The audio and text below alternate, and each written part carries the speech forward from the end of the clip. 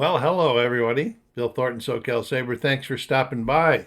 Let's talk a little bit about music. What music? The music that I listened to this week from my vinyl albums collections and my CD collections.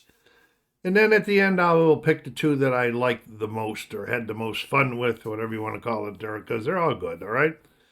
And it's quite a mixture this week. So let me know. Go down there and hit that like button. Subscribe if you haven't done so yet and you're watching. Help the channel grow. Put some comments down there. Do you have any of these? If not, who's your favorites? Or what did you listen to this week? All right, here we go. First one we listened to this week was a 2016 reissue of the 1989 album Louder Than Love by Soundgarden.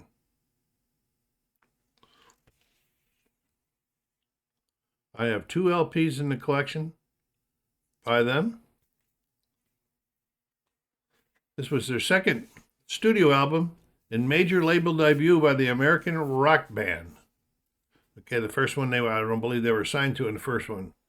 Due to the nature of some of the lyrics, particularly Big Dumb Sex, a parental sticker was put on it. I don't see it on this one here, but oh yeah, there it is right there. Was placed on it. All that did was probably help make sales higher. Some people wanted to see what it was all about. I don't know. Louder Than Love became the band's first album to chart on the Billboard Top 200, peaking at 108, and it was also the first grunge album to make it enter that chart. So pretty cool stuff there. I have another one. I've heard some other stuff, so this isn't necessarily one of my favorites by Soundgarden. Nice labels. It was sealed. I got it sealed on Whatnot. So it played very, very well. It was 180 gram. But I'm going to give it like a G plus. As far as my liking, doesn't mean anything as far as what an audiophile would consider it. So that was Louder Than Love by Soundgarden, the 2016 reissue of the 1989 album. Well, the next one is another reissue. I'll show you I had to cut the, the hype sticker off. This is more songs about buildings and food from the Talking Heads.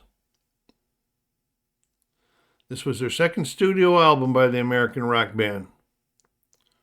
It's reissued 2 LPs. One LP is the original soundtrack.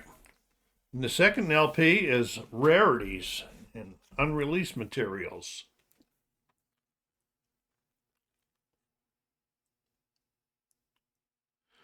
I now have 7 LPs in the collection.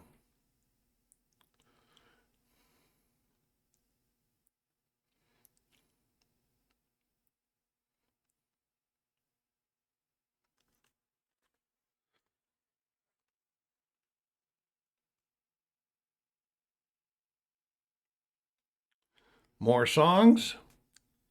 Established the Talking Heads as a critical success, reaching number 29 in the Billboard 200 chart.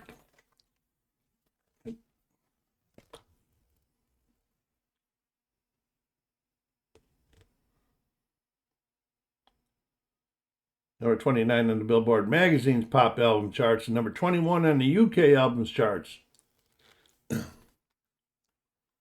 Let's see what else I got to note here. The album featured the band's first top 30 single, a cover of Al Green's Take Me to the River. That's a pretty cool song. And the album featured the album charted in 6 different countries. This is kind of nice about the album cover, the artwork on the album cover. It was conceived by David Burns and exited by a photo guy. This is 529 close-up Polaroid photographs. In the rear cover, shows a portrait of the USA, the first satellite color analog photomatic of the United States from space, created by NASA and General Electric for National Geographic. Pretty cool stuff, huh? Do I have any inners? I don't know if I've got any inners on this or not. No, I don't think so. Talking Heads, pretty cool stuff. Pretty great group, though. All right, let's take a look at the vinyl coming on. A nice, beautiful red.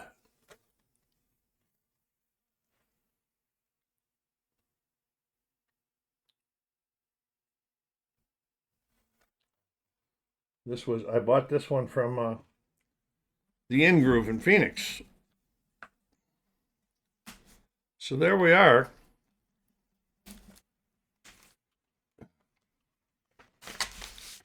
The remastered of more songs about people, of buildings and food. You know, I don't even have a note on there when his album came out.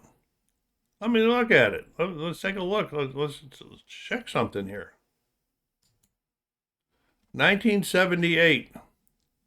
The remaster was just this year, I believe. Okay, 1978 was when the album came out. That was the Talking Heads. More songs about buildings and food. Who would have thought? That got to be David Byrne making up those kind of labels. All right, we're moving on. I thought we were going to move on. There we go. The next one we're going to look at, I picked this one up down in Temecula with my son when I was down there doing some hunting for albums. And the name of this is Baron von Tollbooth and the Chrome Nun. Pretty strange, huh? Pretty strange. This is Paul Kantner, Grace Slick, and David Freeberg from 1973. A collaborative effort by three members of the Jefferson Airplane, done when they were on a break from Jefferson Airplane. This was getting towards the end also. This would be the third Kantner Slick collaboration. Got some nice inners on here. It's really in good shape. Like I said, 1973. I saw this. I picked it up. You guys know how I feel about Jefferson Airplane and Grace Slick.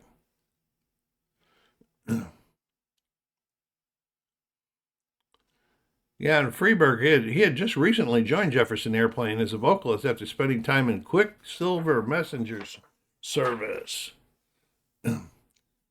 Now expanding this duo to a trio.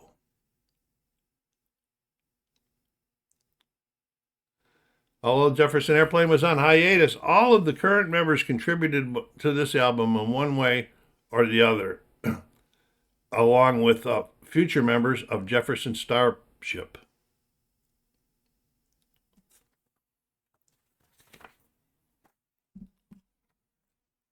They had some help in this one too. Let's see what we got here.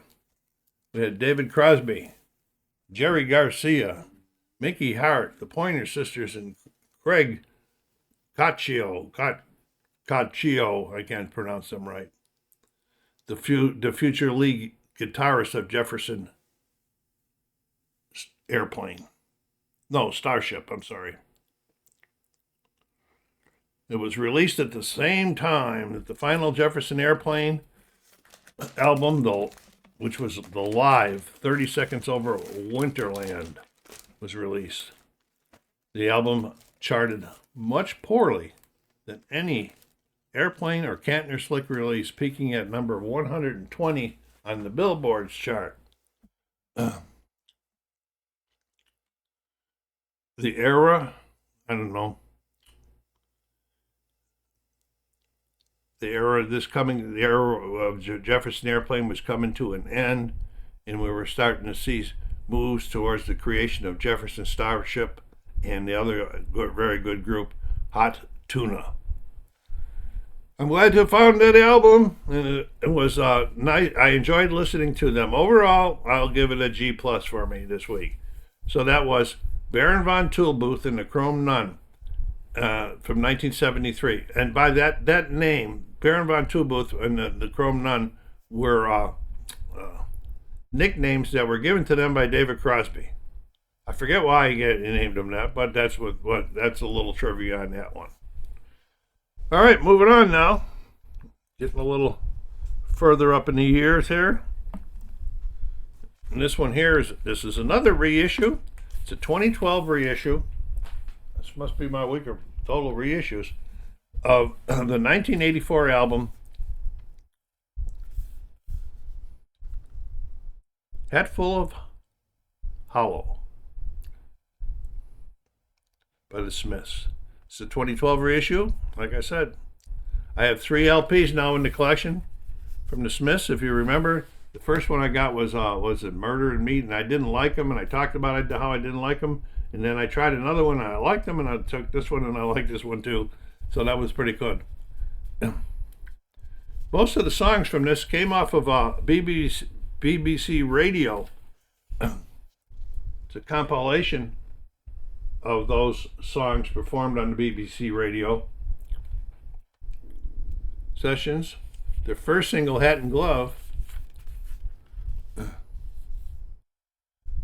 released early in the year.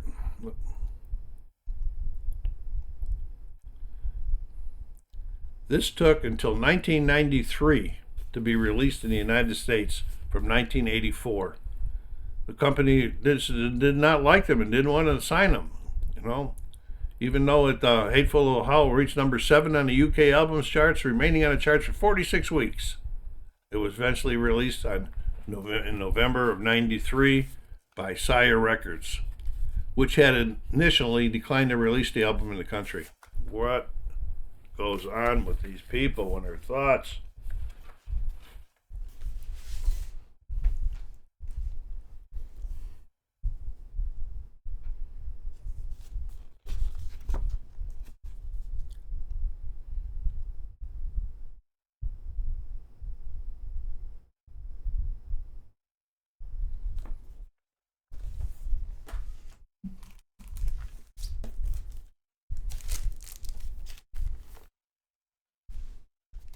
And this was brand new. I picked this one up at Wisecrack Records in Oak Hills, California. She kind of say I kind of spread it around one of my purchases from different places.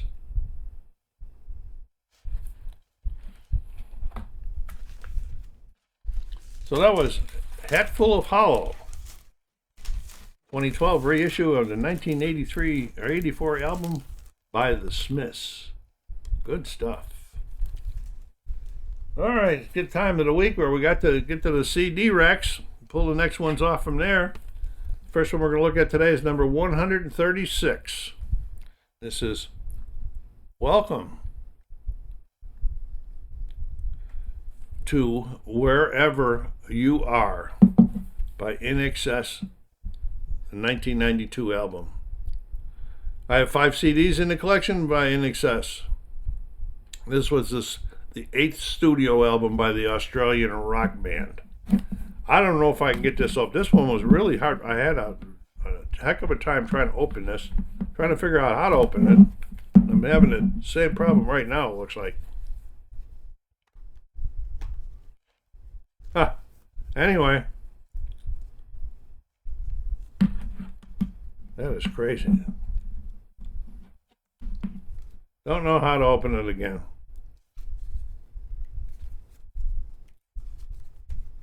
That's nuts. That's nuts. Anyway, what do I want to say? Okay. This was the first album by the Australian group to debut on the UK albums chart at number 1 since AC/DC's Back in Black, released in 1980. The album marked a commercial decline for the band, especially in the US, where it only peaked at number 16 on the Billboard's Top 100 or Top 200. And that still cracks me up when it says only peaked. You know, I think I'm going to have it coming open here. I do have it coming open. This is the inside here. It just cracks me up when they say only peaked. And some albums by people don't even make it to the Billboard Top 200.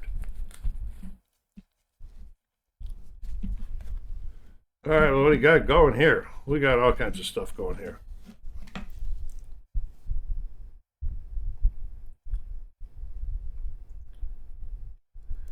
course, they didn't go out on tour after this one here, so to me, I would think that not touring might have helped their lower sales and so forth.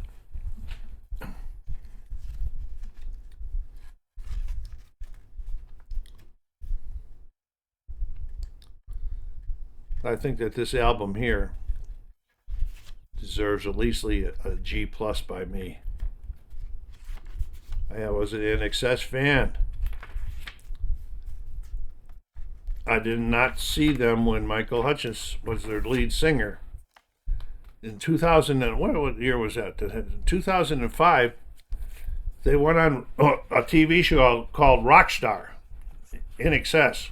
This was a TV show where 15 or 20 people tried out over a series of weeks and having to do different things to become the new lead singer for INXS. And then in September that year, J.D. Fortune won the 11-week competition. I really enjoyed watching that on TV.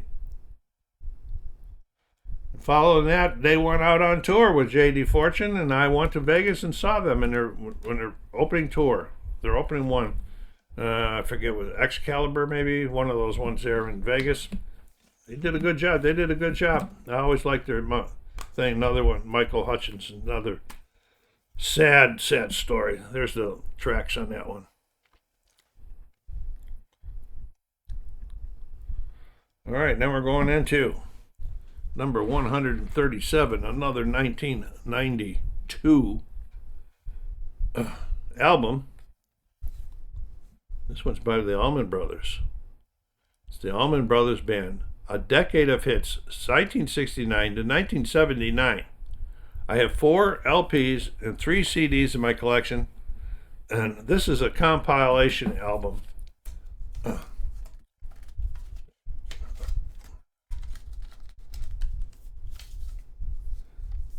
was 16 songs from 6 of their albums. It is the band's best-selling album in the United States. This one was really good. This, for me, got a VG+. And I would say that if you're a rock and roll or classic rock fan, this one should be in your collection, in my opinion. That is the decade of hits, 1969 to 1979, released in 92 from the Allman Brothers. Great stuff. All right, now the last one, as we always do, is the album that was been sitting in there, waiting for its turn to get played and pulled out. I forget what number we're at. We're at number 81. And I totally forgot that I even had this one. This is the 1978 album, Brother to Brother by Gino Vannelli. I have 2 LPs in the collection by Gino. This was his 6th studio album by the Canadian singer. And then if you're looking, you can see the little marks on the thing next to the songs. Figures wasn't that when I said about that. What that used to mean was I would mark it on the album if I had recorded it on the reel-to-reel. Little did I know back in the day, I shouldn't have been doing that stuff. Okay?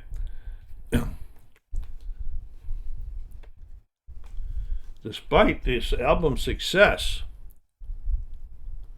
this was Gino Vannelli's biggest career. The biggest of his career was also his last with A&M Records. This album released in 1978, like I said. I don't have no inners on it. And it just had, and it featured I Just Want to Stop, Vannelli's highest charting single to date in both the U.S. and Canada, where the single reached number 4 and 1 respectively. 2 other singles were released from the LP, Wheels of Life and The River Must Flow. This was a nice change of pace. I forgot that I had it. This was like a rock, funk, and soul mixed together. Played pretty good. And for me, I'll give it a G+. Well, what do you think? What do you think of what I listened to this week? Give me some comments down there. Okay. All right. So, what are the two that I picked that I like the most? The most. Well, I got to start with the most recent one I just talked about, A Decade of Hits, 69 to 79 by the Allman Brothers. What a great album that was. Or what, not was, is still. Then the other one that I liked was More Songs About Buildings and Food from the Talking Heads, the reissue that I did for them, or did with them. So that was it for this week. I hope you enjoyed this. Please go down there and check out all the good stuff YouTube wants you to do. SoCal Saber saying, take care of yourselves out there. Be kind to each other and stay safe.